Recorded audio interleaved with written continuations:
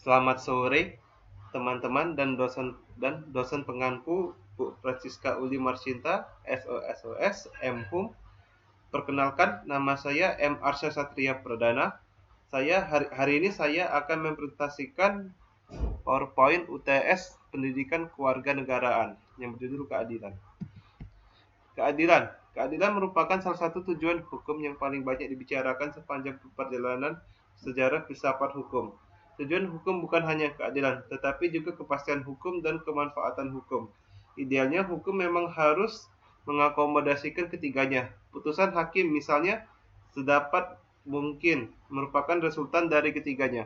Sekalipun demikian, tetap ada yang berpendapat bahwa di antara ketiga tujuan hukum tersebut, keadilan merupakan tujuan hukum yang paling penting.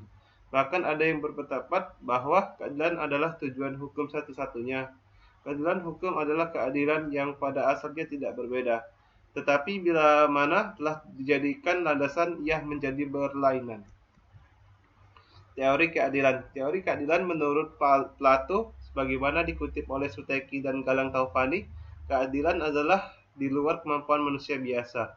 Sumber ketidakadilan adalah adanya perubahan dalam masyarakat. Masyarakat memiliki elemen-elemen prinsipal yang harus dipertahankan. Untuk mewujudkan keadilan hukum harus dikembalikan pada struktur aslinya. Tugas ini adalah tugas negara untuk menghentikan perubahan. Dengan demikian, keadilan bukan mengenai hubungan antar individu, melainkan hubungan individu dan negara bagaimana individu melayani negara.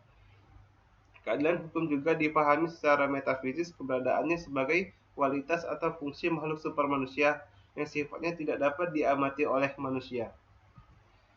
Yang pertama, mengapa setelah Indonesia merdeka lebih dari setengah abad masih marak terjadi kasus-kasus ketidakadilan sosial dan hukum yang belum diselesaikan dan ditangani secara tuntas? Karena penyebab maraknya kasus ketidakadilan sosial dan hukum yang sering terjadi sebagai berikut. Yang pertama, pengelolaan kekayaan negara kurang optimal, tingginya kasus korupsi, masyarakat belum memiliki pemahaman yang tinggi dan merata akan hukum, penegakan hukum masih pandang bulu, yang terakhir, tingkat pendidikan masyarakat masih rendah. Maka ketidakadilan sosial dan hukum merupakan pelanggaran terhadap nilai luhur sila kedua dan sila kelima Pancasila. Kedua hal ini menjadi penghambat bagi bangsa Indonesia untuk membangun peradaban yang maju dan membentuk masyarakat madani. Yang kedua, siapa yang bertanggung jawab untuk menyelesaikan masalah konflik dan kekerasan? Yang bertanggung jawab dalam mencegah kekerasan dan konflik yaitu kepolisian sebagai lembaga pemerintah yang bertugas agar menciptakan lingkungan yang aman. Namun, kita sebagai masyarakat juga melakukan pencegahan akan timbulnya konflik dan kekerasan. Analisa, gambar, dan berita. Pada gambar dan berita tersebut dapat dianalisa bahwa masalah yang dihadapi yaitu remaja pelajar yang divonis penjara selama 1 tahun sebab pembunuhan begal. Ketika dinilai oleh para hakim yang dirasa perlu dan cukup dalam jangka waktu 1 tahun cukup buat untuk anak yang memperbaiki dirinya. Setelah usai persidangan, ada berbagai alasan vonis itu dijatuhkan. Alasan itu dengan mempertimbangkan kejadian penikaman oleh korban kepada pelaku begal yang menyebabkan begal tersebut meninggal dunia. Hakim sudah menilai pelaku tetap bersalah dalam kejadian itu.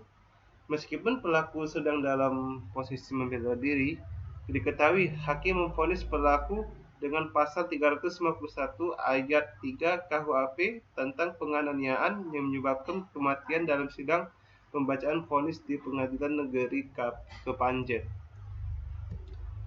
Maka kesimpulan dari atas, sebagai rakyat Indonesia, keadilan hukum harus ditegakkan oleh penegak hukum di Indonesia demi memberikan rasa keadilan bagi masyarakat. Sebab saat ini sering dijumpai penegakan hukum yang lebih mengutamakan kepastian hukum, negara harus mengubah politik hukum. Tegakkan keadilan, kepastian, baru kemanfaatan. Tapi sekarang kebalik, kepastian dulu baru keadilan. Jadinya masyarakat tidak mendapat keadilan sebenarnya. Selama ini penegak hukum di Indonesia banyak yang masih menganut paham positivistik, yang lebih mengutamakan kepastian hukum dibanding keadilan.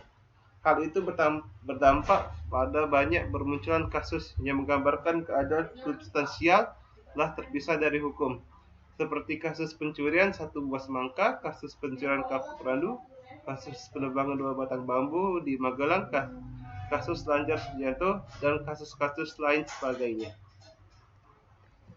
Terima kasih atas perhatiannya. Mohon maaf bila ada salah kata. Selamat sore teman-teman dan dosen pengampu.